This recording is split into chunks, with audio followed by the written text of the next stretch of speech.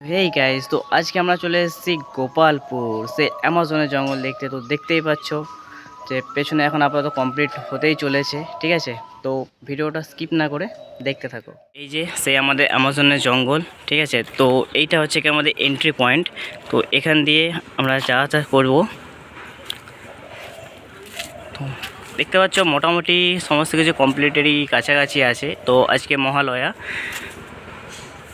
সেটাও দেখতে পাচ্ছ। এই যে বট গাছের ঝুড়ি, ঠিক আছে। এই যে ঝুড়িগুলো মানে কোনো রকম কোনো আঘাত লাগেনি, ঠিক আছে। যেগুলো সমস্ত কিছু ঠিকঠাক ঠিক আছে। তো এগুলোকে বাঁচিয়েই কাজটি করা হয়েছে।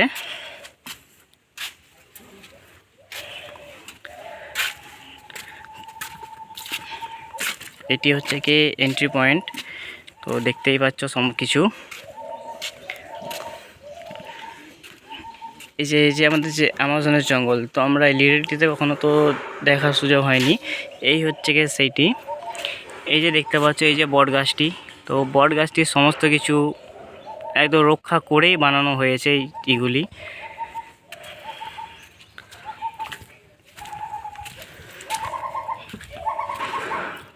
এই যে গাছের পাতা, বট গাছের পাতা, সমস্ত কিছু ডালপালা সমস্ত কিছু ঠিকঠাকই আছে, ঠিক আছে একদম।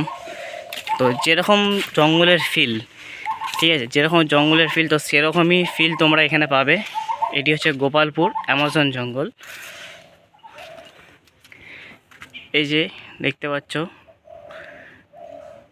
সব কিছু এই যে একদম পারফেক্ট আছে। তো চলো বাকি আমরা আগেতে দেখতে থাকি। এই যে এই একটি গেট, এই যে বটগাছ, তো এই একটি গেট আমাদের। তো আমরা এখন যাচ্ছি দেবী মণ্ডপের দিকে। তো যত ঘুরছি তত দেখো এই যে বট গাছ, এই যে সমস্ত কিছু যে ঝুড়ি, বট গাছের যে শিকড়, সেগুলো সমস্ত কিছু একদম আছে। এখন এই যে আমরা চলে এসেছি দেবী মণ্ডপের কাছে। তো দেখো এই যে এখানে আমাদের মা দুর্গা এখানটায় থাকবেন, বসবেন, ঠিক আছে। তো